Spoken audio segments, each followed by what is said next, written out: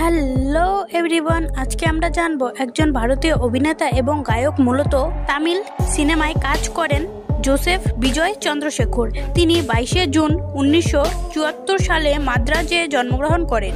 তার বর্তমান বয়স 50 বছর। তার বাবা এস.এ. চন্দ্রশেখর একজন তামিল চলচ্চিত্র পরিচালক এবং তার মা শোভা চন্দ্রশেখর একজন প্লেব্যাক গায়ক এবং কর্ণাটিক কণ্ঠশিল্পী। তার বাবা খ্রিশ্চান ভেল্লার বংশোদ্ভূত এবং মা হলেন একজন হিন্দু।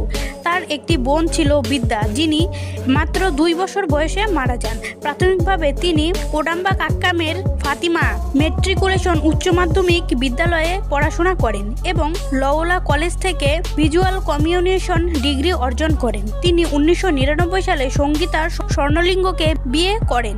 এখন তিনি 2টি সন্তানের জনক। তিনি ফোর্বস ইন্ডিয়ার সেলিব্রিটি 100 তালিকার স্থান পেয়েছেন। আজকের